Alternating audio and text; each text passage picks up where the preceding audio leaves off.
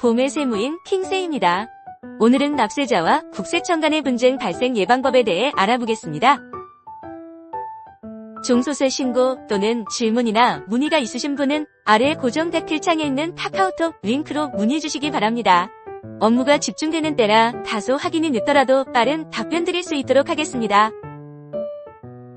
전에 근무했던 곳에서의 기억이 나네요. 업무 처리가 미숙하던 때라 위에서 지시한 대로 처리했는데 나중에 잘못 처리된 걸 알았는데 막상 일이 잘못되니 제가 홀로 다 책임을 져야 했던 사건이 있었습니다. 뭔가 잘못된 것 같았지만 제가 할 일이 아무것도 없었습니다. 이러한 경우가 세금 처리하는 과정에서도 수없이 발생합니다.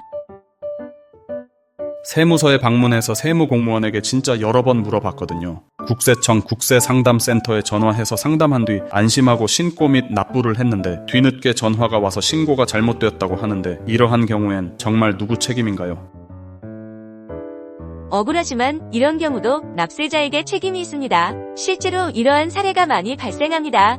한 사례의 경우 부가가치세 신고와 종합소득세 신고와 관련해 국세청에 문의한 후 신고한 납세자가 잘못된 신고로 가산세를 낸 사례가 있습니다. 납세자는 신고 창구에서 직원이 그렇게 신고하면 된다고 해 그렇게 신고했다며 억울하다고 말씀하셨습니다.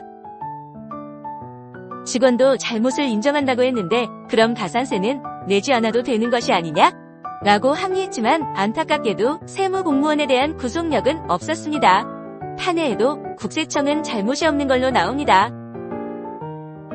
서울고등법원 2014년 누47565 사건 판회에서도 세무공무원이 민원인에게 한 일반적인 상담은 공적인 견해 표명이라고 볼 수 없음이라고 나와있고 원고가 제출한 증거를 모두 종합해 보아도 세무공무원이 이 요건에 해당하는 견해 표방을 한 사실이 있음을 인정하기에 부족하고 달리 이를 인정할 증거가 없음이라고 표기되어 있습니다. 앞의 내용을 요약해보면 세무공무원이 상담해준 내용은 공적인 견해 표명이 아니라고 합니다. 그렇다면 구속력 없는 세무공무원에게 상담하지 말고 무조건 세무사나 회계사에게 비싼 상담료를 지불하고 상담받아야 할까요?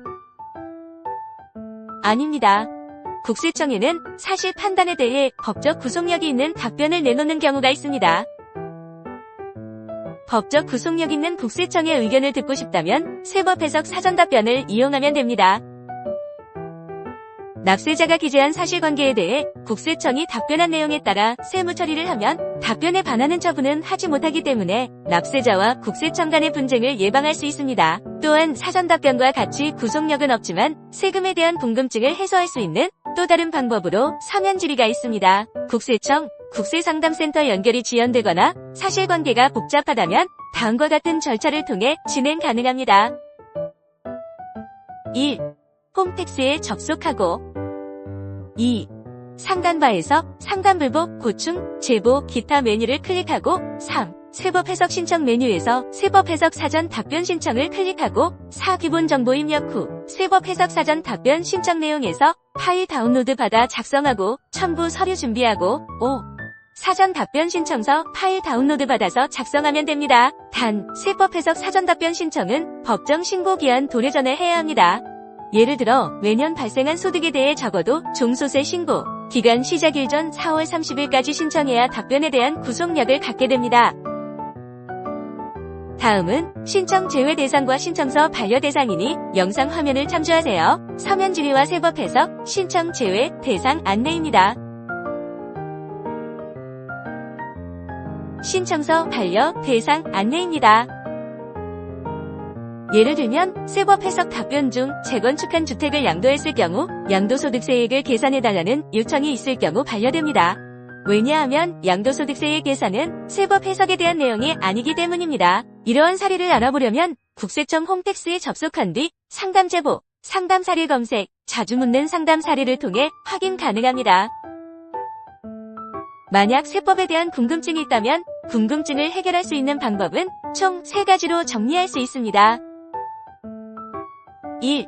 국세청 국세상담센터 126에 전화한다. 2. 홈택스에서 상담 사례를 찾아본다. 3. 서면 질의나 세법 해석 사전 답변을 이용한다. 지금까지 납세자와 국세청 간의 분쟁 예방법에 대해 알아보았습니다. 앞으로 꾸준히 개인의 소득 신고나 사업자가 알아야 할 세금 상식에 대해 유튜브에 업로드하려고 하니 구독과 좋아요를 통해 많은 응원 부탁드립니다.